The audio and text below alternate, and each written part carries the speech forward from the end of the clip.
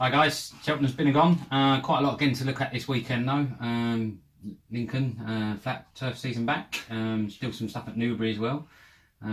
Flats maybe not our most... I wouldn't say we're experts. Well, I wouldn't say we're experts in the first place. If we're being honest, but when it's the flats, as we were just discussing before, weren't we? It's difficult because of the new crop seem to come through every year.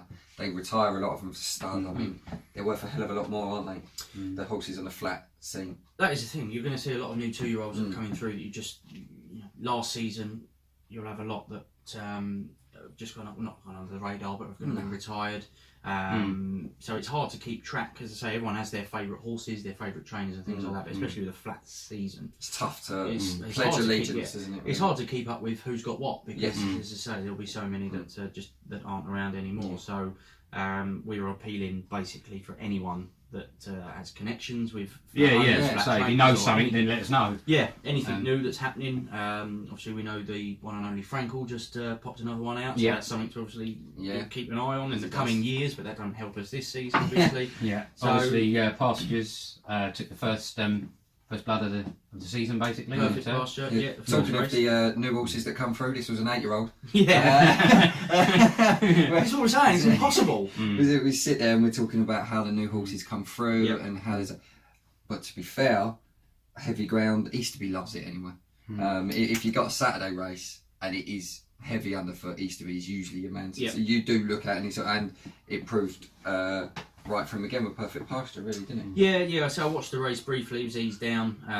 That's probably just to stop the handicap from getting anywhere near it, as we discussed. But and again, a couple of the usual protagonists that were in the race: Mr. Lupton, Lancelot Dulac, that have run their races as well. Danzino was nowhere near it. So as I say,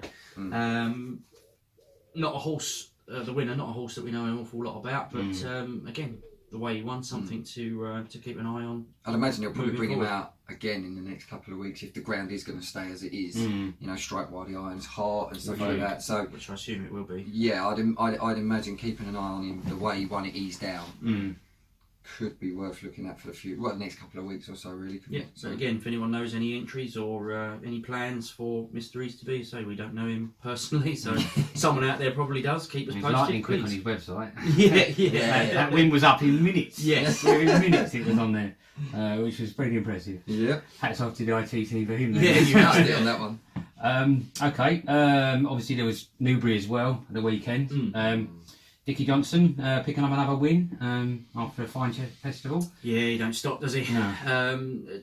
Thomas Patrick as well, another Irish horse. So well done to you guys again. I mean, form for the horse itself is a bit sketchy. I think again, conditions and tail end of the season. Yeah, absolutely. I think getting to the stage now where most of the national hunt horses going to get put away, but decent win to pick up at a decent track as well. Heavy conditions over 3 mile. But he stayed on really well. He's a stayer. He's definitely a stayer. So well done to Nicky again. It was an interesting sort of finish to the race, because you had that Lower Hope Downey, that seemed to be quite comfortable in second, basically behind him, and then. Actually came third in the end. I think that was more conditions and the test of stamina maybe for the horse. I mean, he was in his 16-1 outside of the field. Like that, yeah. I mean, for him to be of where he was impressive. I think, like I say, just got weary near the end. Ran his right. I mean, to be fair, I watched him jumping and he didn't really seem to do a lot wrong. I just think there were better horses in that race, and Nicky was on the better horse of the race. He just cleared his fences like he does. And he went away from it at the end, really. So, that was good. Yeah, I think experience tells, doesn't it? Especially this time of year, so when the horses have a long old season as well, and you've got an old head like Nicky in there as well, it's almost, he sort of drags them across the line, doesn't he? So, if you want experience, Daryl Jacob. Yeah, this is a conversation again that we keep having, and it's a conversation that keeps getting on our nerves. And Two-tone green. It's the same silks, and it's the same jockey, and it's the same outcome. And again, we'd love to get people's opinion on this, because we mentioned it last week, didn't we, with Nico? Obviously, waiting too long to press the button. But this is another example. Was it track Linnoy? Yeah, I'm just going to try and find the race. It was Mr. Chow that beat him in the end, which again is not. I'm not saying that's the worst. Oh, he grinded out a very good victory absolutely. for what he did. But I mean, he cruised through the race, Jacob, and he didn't move. And he was pinging his fences for fun. I mean, at some points he felt like he just had to rein him in because the horse was full of running. Yeah. 2 out, and he still sat there. Yeah. You know, instead of just trying to put the race to bed, and instead of just trying to get to that finish line with a horse that was clearly a lot more capable of doing so before rest, just decided to wait, and he absolutely larruped the last. He did. And then momentum's gone. Doesn't matter how good the horse is, momentum was gone. Mr. Chow cleared it and got off running. Again, we're talking, we're it's not a witch hunt. We're not having a go at that Jacob because again, each owner and each trainer they have tactics and they're briefed to be and he's a fantastic jockey. And they're told what they should be doing and things like that. Let's look at it logically. If he hadn't smashed the last, he would have won it, wouldn't he? That's a given. But he did. But so are we saying he should have gone sooner? I just think by which point he should have been 5 or 6 lengths clear. And if you do clatter the last, then you get away with it. Exactly. You get away with it. It's quite a long running, isn't it, from but the if last? you wait, because he wasn't even in front, he weren't even level, I don't think, when they went over the last, and he's given himself just too much to do. Fair play to Gary Moore's horse, who stayed on. Joshua Moore took the ride there as well. Mr. Chow is no mug, as I say, he's won well recently as well, but again, I don't know if it's tactics, what they're told to do, or whether it is just Daryl Jacob taking it upon himself. But we see it recently a lot of times. If people remember the long walk hurdle as well, Sam Spinner won, but Lammy Surge didn't move, cantered, and he didn't move. Went over the last, saw that Sam Spinner's away by a couple of lengths, and thought, "Oh blimey, there's the line. I better get my skates on." And it's too late by then. So again, just very curious to know if anyone does have any inside information on that. Is it? Or your opinions? Yeah. Let us know. You know, we could. Are we right? Like you said, it could all well be a witch hunt from our front, but that's how it seemed on that front. That he just didn't ask the horse at the right time to put the race to bed. And we didn't back it, so it's not like we lost money. So it's not sour grapes. Yes, it's just it's just an observation. I didn't have nothing on it whatsoever. It's just an observation. I missed a bit of the race. Just timing. I ducked out to get a cup of tea and sort of come back, and then you seeing the running, and then all of a sudden seeing Jacob well behind, thinking, "Oh God, not again," kind of thing. It's one of those, isn't it? Everyone's just, on paper the horse was going to win. He should have won. But let's say races like football, like any sport, it's not won on paper. No, so things happen. You can just get beaten by a better performance from a better horse on the day. That's not what's happened. I think personally, as I say, the tactics or the ride was wrong. I'd be interested to know what you think, or which one of those it actually was. But that horse shouldn't have got beaten, and did. And there will be a lot of people that did lump a lot of money on it. Yeah. Well, it wouldn't have surprised me if a lot of people put that in a double with the Doncaster 3 o'clock winner. Caved in, didn't it? Zabel Prince. Yeah, I was going to say, obviously returning back to Doncaster. I mean, lightly raced, but it was very lightly raced, and he made all in poor conditions. But I was surprised at, was it Tabarabak or Tabarabak? Yeah. The Jim Crowley Hannon. Blue silks, wasn't it? Blue and white silks. Yeah. He seemed to fade. I can only assume it'd be. Could it have been the ground?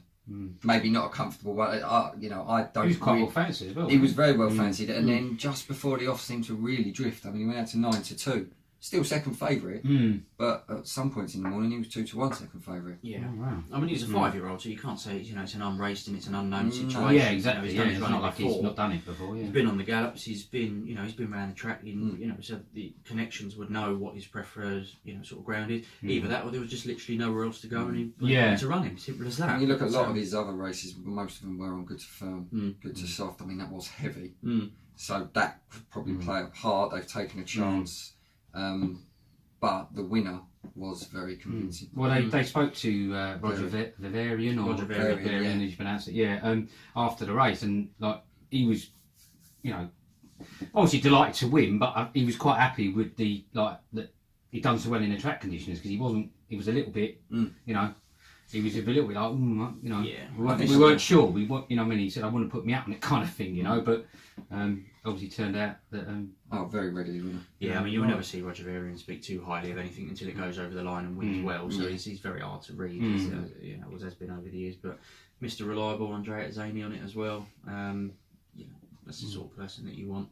Oh yeah, throughout the flat season. Yeah, he's a very trusted sort of mount to have. You have the others, your Crowleys will always be there, the Tories, your Moores, But Zini seems to give a lot, doesn't he? He's there. He's like D'Souza.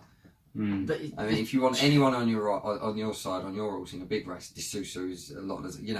That's one of Dave always backs, doesn't he? Yeah, he loves. Yeah, I mean, we've got opinions on jockeys. We've especially more so in the flats of ones we like, ones we don't like.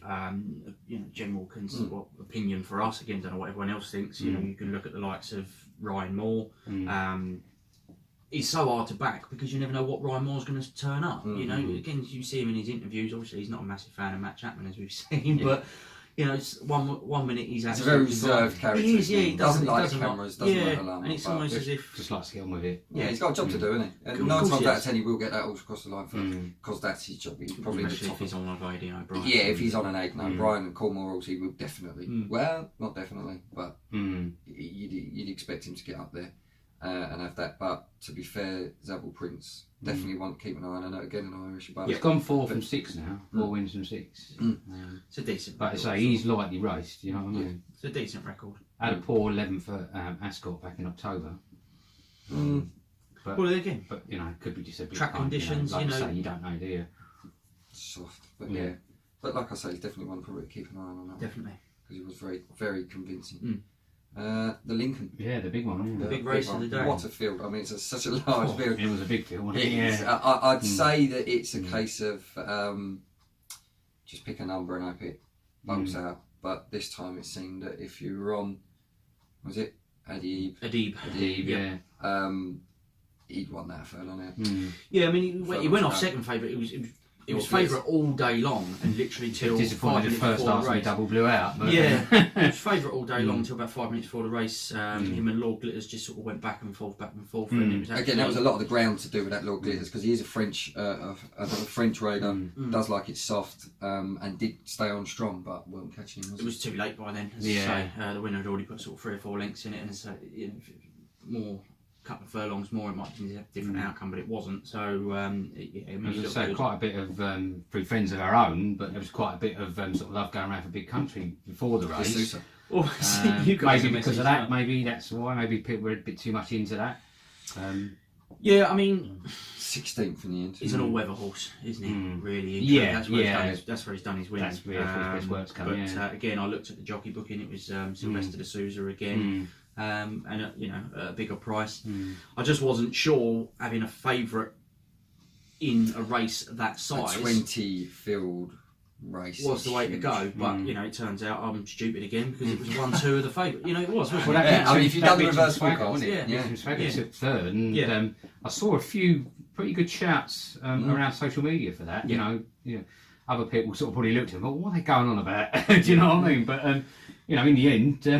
You've got to say fair play to him, 12-1. Again, you had Gabriel for Jamie Spencer, Richard Fahey that came in at 4th again. Most of the winning that I've seen him do has been on the all-weather again. It looks like they're running down the beach how in slow consistent motion. Are the Gabriels? Yeah. You've had a few like Gabriel's Kaka and horses like Terror, that. Gabriel's, all of them. There's been so many, and they are consistent sorts. I mean, don't always win, but when they do, they're at a large price. And if you would have got home there at 20-1, it wouldn't have been the biggest surprise in fairness with those. But the winner was.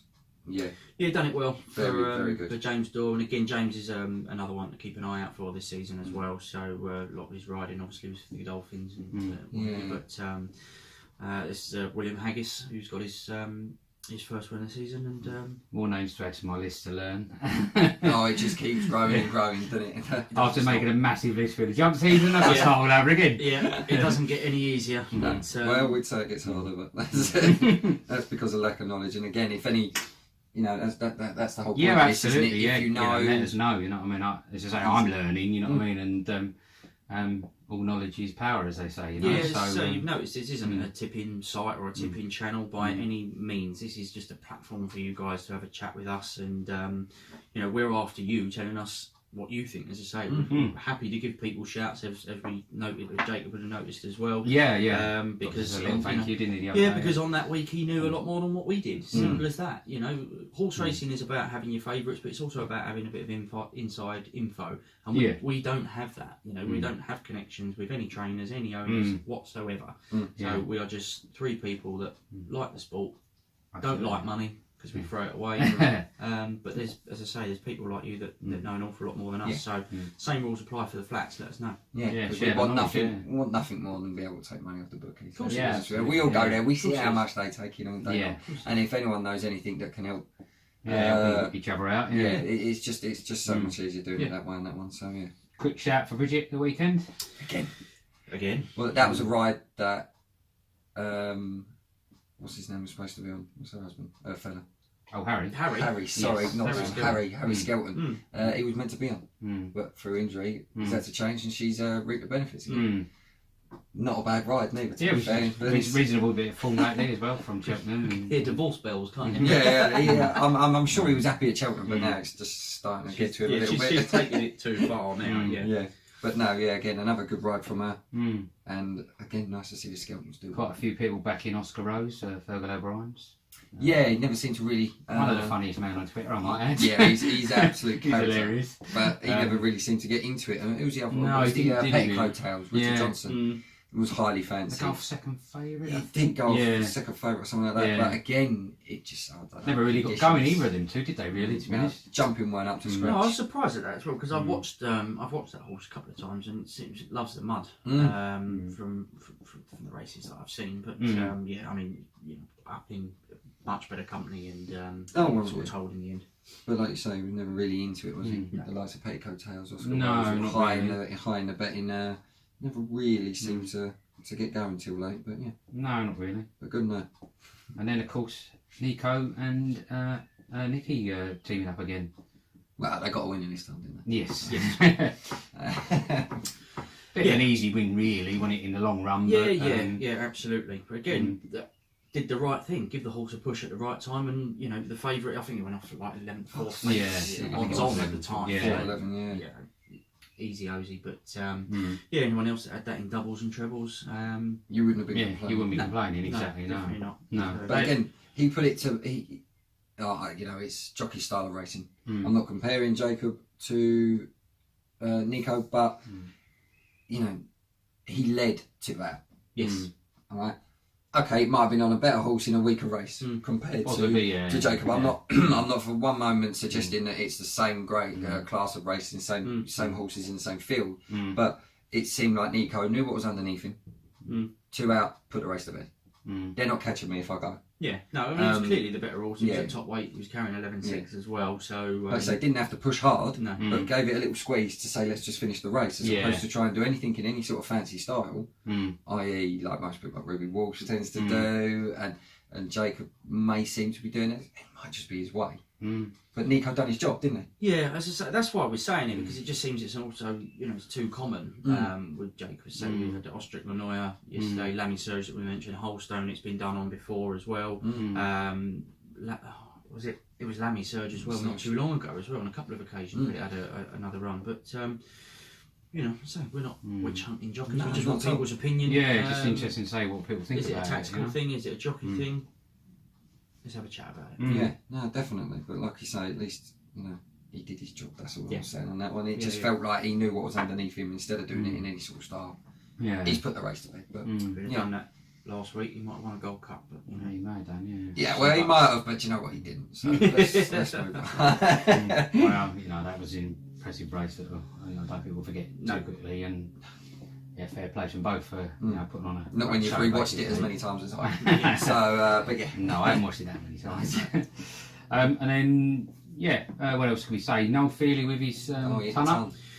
Yes, absolutely. Again, waited long enough, but he's got there. Experience heads. Fair play to him. Nothing but good things to say about Noel.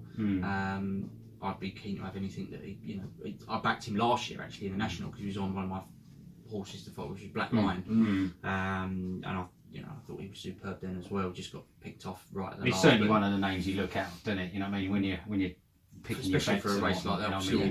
He's one of the names that goes into the hat with that's definitely worth thinking about. You can't not look. No. So well done, 100 up, and more to come, I'm sure. Yes. Well, will it be at the national? Well, again, it'd be interesting to see who he keeps. I don't know if anything's been declared. I would like to think he'd keep the ride on Black Line. He's certainly going to Aintree. And as I say, that's the horse I backed last year for obvious reasons. Obviously, it's the same colours as Mr. Consistent, the new one for me. But yeah, I would like to think. I like Black Line, I have to admit. He's a good horse. Yeah, won an RSA for me. So I think ended up finishing 4th last year in the National. I think, but and the wind up. Yeah. Yes, it might change. Yes, it might make things just I had a poor run recently where he got beat by Yala Inky. Yeah, but again, that's Venetia Williams on a Saturday in the mud with Charlie Deutsch. So work cut out as always. But again, stayed on, which is what you want in a National. Actually, looked like he wanted longer, so less speed and a bit more of a trip. So I'm hopeful for him for the National. But that, I'm sure we'll cover that. We will. We'll get onto the couple National. of weeks on that one. So yeah, brilliant. Punchestown then on the horizon as well. Oh yeah, good for Ruby back. Fingers crossed. We will see. For me, I'm not going to lie. Though, as you said, because people have their favourite jockeys, and that's. If you've got any shouts coming, coming up for Punchestown, you think there's a good back, let us know. Especially seeing as though it's over in Ireland and the Irish absolutely made all at Cheltenham. You must know something. Right? We are pleading to those out there. As I say, we don't tip. We are asking you for tips. Because we want, we want to make money out of it, just like you guys do. Racing is racing. We all love it, but not. Essentially, it's about having a bet and winning a few quid. So if you've got anything for us, please do let us know. We are appealing from our wallet. Yeah, let us know, and we'll be back with another video. Or weather final. Oh yes, Good Friday. As well. We'll be back for some info on that as well. We'll be going to. Some of us will be going to. So hopefully we'll get down there. We'll get something on that as well. Some of us will definitely be there, but yeah, I'm off work and I've got nothing else to do with it. Looks like we're going there. Hopefully I'll be there as well. So brilliant. Cool. We'll see you again next time, folks. Cheers, guys. See you later.